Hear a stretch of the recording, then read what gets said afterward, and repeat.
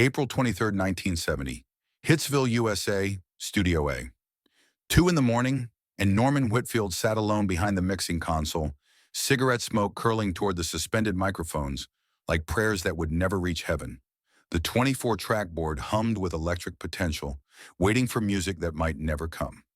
Norman had been sitting here for 3 hours, checking his watch, adjusting levels on equipment that didn't need adjusting, pretending he wasn't worried about what everyone at Motown was whispering behind closed doors. Marvin Gaye was finished. The man who had given them "I heard it through the grapevine" and "Too busy thinking about my baby" hadn't been the same since Tammi Terrell collapsed in his arms 7 months ago. Since her death 3 weeks ago, Marvin had become a ghost haunting the halls of Hitsville.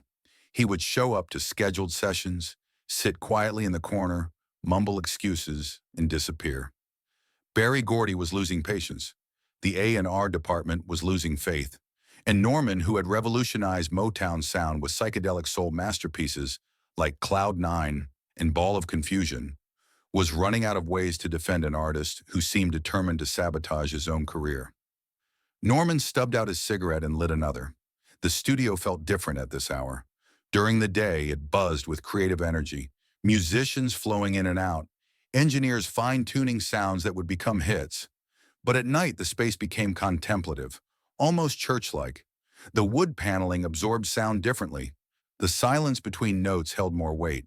It was the kind of environment where truth emerged, where artifice couldn't survive, where music either revealed something real or revealed nothing at all. The heavy door opened with a soft pneumatic hiss, and Marvin entered. Norman didn't look up immediately, but he felt the change in the room's atmosphere. It was like someone had opened a window on the ocean floor, a pressure shift that pressed against your eardrums, made you aware of depths you couldn't see. The scent of rain and something else, something medicinal and tired, followed Marvin into the space. Marvin moved like someone carrying invisible weight, each step deliberate but exhausted. He wore a black turtleneck, black slacks, and sunglasses despite the dim lighting. His usually immaculate appearance had given way to something more raw, more human. His hair was slightly unkempt, not styled but not careless either, as if he had started caring about his appearance and then lost interest halfway through the process. His face carried the hollow expression of someone who hadn't been sleeping well, hadn't been eating regularly, hadn't been taking care of the basic maintenance that kept a person connected to the world of the living. "You came," Norman said without turning around, his fingers continuing to make unnecessary adjustments to the EQ settings on channels that weren't being used. "Said I would." Marvin's voice was barely above a whisper, but it carried clearly in the soundproofed room. He remained standing near the door, as if ready to leave at any moment.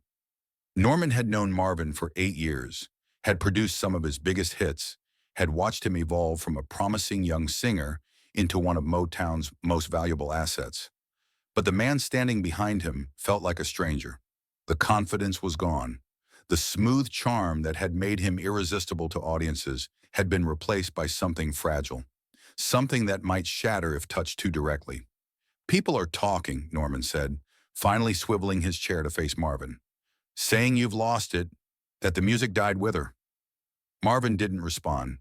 He walked slowly to the piano in the corner of the studio, a battered old upright that had been on countless Motown sessions. His fingers hovered over the keys without touching them, as if the instrument might burn him. Norman had called this meeting because he believed in musical evolution. The Temptations had reinvented themselves with psychedelic soul. The Supremes were experimenting with more sophisticated arrangements. Even Stevie Wonder was pushing boundaries with his harmonica and synthesizer work. Music was changing, becoming more complex, more relevant to the social upheaval happening outside the studio walls. And Marvin, with his vocal range and emotional depth, could be part of that evolution if he would just step out of the past and embrace the future. But looking at him now, Norman wondered if he had miscalculated. This wasn't an artist ready to innovate. This was someone who might never sing again. "We need to make music," Norman said, his voice taking on the authoritative tone that had convinced other artists to trust his vision. "Real music, something that matters, not the romantic duet stuff, something with weight, something that speaks to what's happening in the world." Marvin's hands finally touched the piano keys, but he didn't press them. Just rested his fingertips against the smooth ivory, feeling the potential for sound without creating any. She understood, Marvin said so quietly that Norman had to lean forward to hear him. The music, what it meant, why we were doing it. And now I don't know why we do anything. Norman had seen artists struggle with loss before. Music was an emotional business, and when personal tragedy intersected with creative work, the results could be devastating or transcendent. He had hoped that Marvin's pain could be channeled into something powerful, something that would elevate both his artistry and Motown's reputation. But pain without direction was just destruction. Grief without purpose was just waste. The world is falling apart, Norman said, standing up and walking to where Marvin sat at the piano. Vietnam, civil rights, kids dying in the streets, and you're sitting here feeling sorry for yourself. It was harsh, but Norman believed that sometimes artists needed to be shocked out of their self-absorption. Music mattered too much to be held hostage by personal trauma, no matter how legitimate that trauma might be. Marvin looked up at him, and for the first time since entering the studio, Norman could see his eyes behind the sunglasses. They weren't angry. They weren't defiant. They were empty. Not the temporary emptiness that comes from exhaustion, but the deeper emptiness that comes from having something essential torn away, leaving a hole that might never be filled. You think I'm not aware? Marvin's voice carried a note of something that might have been anger if it had more energy behind it. You think I don't hear what's happening? The bullets and the bombs and the blood? You think I don't know that none of it makes sense? His fingers pressed down on the keys, creating a minor chord that hung in the air like a question mark. Then another chord, darker, more complex. Then a progression that Norman didn't immediately recognize, but that somehow captured the weight of everything Marvin had just said. But what's going on in here? Marvin touched his chest with his left hand, while his right hand continued playing. Is connected to what's going on out there. The pain doesn't happen separately, it's all the same pain. The chord progression continued, becoming more intricate, more emotionally nuanced. Norman found himself moving closer, his producer instincts recognizing something important happening. The fluorescent lights hummed overhead, casting harsh shadows across Marvin's face, making the hollows under his eyes deeper, more pronounced. His fingers moved with surgical precision, finding notes that shouldn't have worked together but somehow created perfect, harmonic tension. Each chord change felt inevitable, yet surprising, like watching someone solve a puzzle that had no solution. Norman had heard thousands of musicians in this room, session players who could read any chart, singers who could hit every note, producers who understood every technical aspect of recording. But what was happening at the piano transcended technique. This was raw human experience being translated into sound frequencies, pain being converted into mathematical relationships between notes that somehow made emotional sense. The air conditioning had cycled off, leaving the studio in complete acoustic isolation. Even the distant rumble of Detroit's early morning traffic seemed to respect the space Marvin was creating. This wasn't the broken artist he had expected to find. This was someone who had been shattered and was trying to rebuild himself using the only tools he had left: melody and meaning. Everyone wants me to move on, Marvin continued, his voice gaining strength as his playing became more confident. Make happy music, love songs, something that sells, something that doesn't remind people that beautiful things die for no reason. He shifted into a different key, and the music became more urgent, more questioning. Norman recognized elements of gospel, blues, and jazz, but arranged in ways he hadn't heard before. It wasn't psychedelic soul. It wasn't traditional Motown. It was something entirely new, something that seemed to be emerging from Marvin's subconscious in real time. But what if the music isn't supposed to make people feel better? What if it's supposed to make them feel what's actually happening? The question hung in the air as Marvin's playing intensified. His left hand created a bass pattern that was rhythmically complex but emotionally simple, while his right hand played melodies that seemed to be asking questions that had no answers. Norman found himself holding his breath, afraid that any interruption might break whatever spell was creating this music. 3 weeks ago, when Tammi Terrell died, Norman had expected Marvin to grieve and then return to work with renewed purpose. That's how professionals handle tragedy.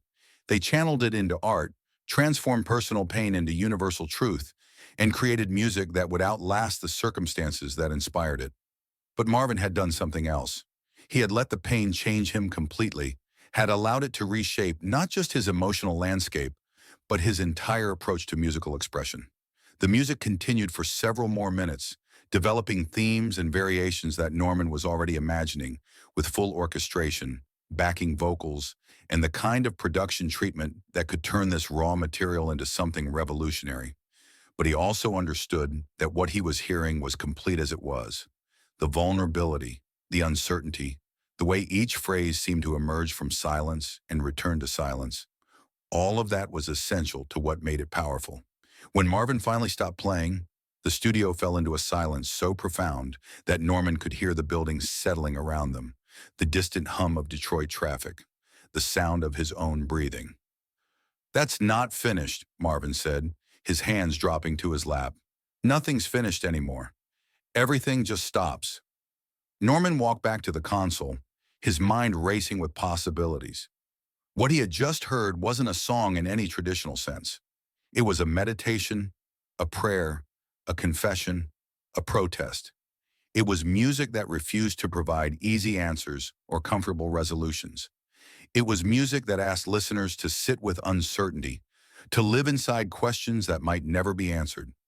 "We need to record that," Norman said, his voice carrying a respect that had been absent earlier in the evening.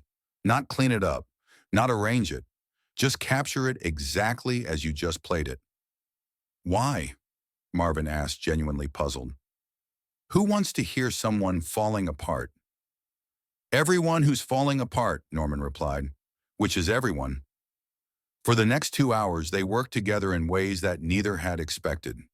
Norman set up microphones to capture not just the notes Marvin was playing, but the sounds of his breathing, the squeak of the piano bench, the whisper of his fingers across the keys. This wasn't going to be a polished Motown production. It was going to be documentation of a soul trying to make sense of senseless loss. As the session progressed, Norman realized that everything he thought he knew about music production was being challenged. His reputation had been built on creating complex, layered arrangements that showcased technical sophistication and commercial appeal. But what Marvin was creating required the opposite approach: simplicity, space, the courage to let silence carry as much weight as sound. When they finally stopped recording, the sun was beginning to rise over Detroit, casting long shadows through the studio windows. Norman played back what they had captured, and both men listened without speaking. The music was unlike anything in Motown's catalog, unlike anything Norman had ever produced, unlike anything that was currently on radio.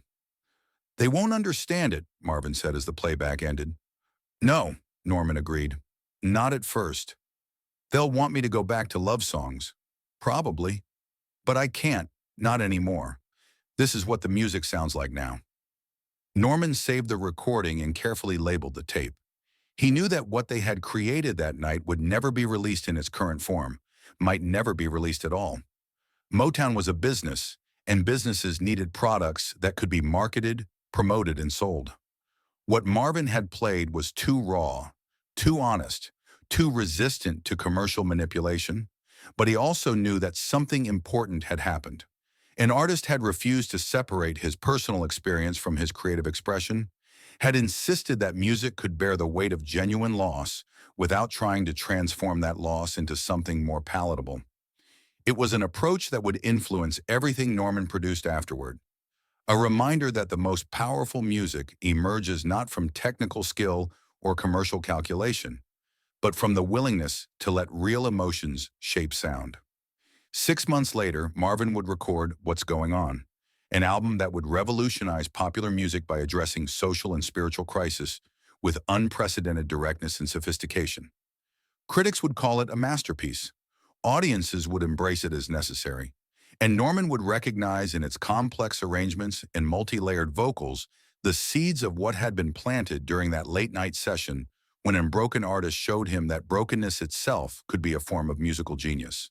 But that April morning, as they prepared to leave the studio, neither man knew what would come next. They only knew that something had been captured, something that couldn't be explained or replicated, something that proved music's capacity to carry truths too large for words. Marvin gathered his things slowly, moving with the same careful exhaustion he had shown when arriving.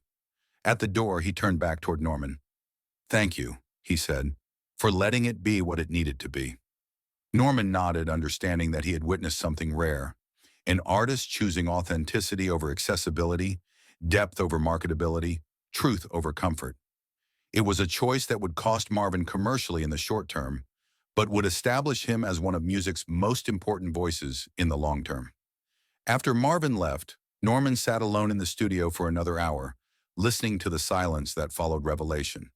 He knew that everything he produced from this point forward would be measured against what had happened that night.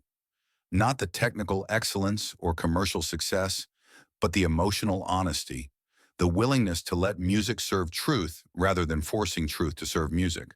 The tape remained in Motown's archives, a document of the moment when one of soul music's greatest voices discovered that his brokenness was not an obstacle to overcome, but a source of power to embrace.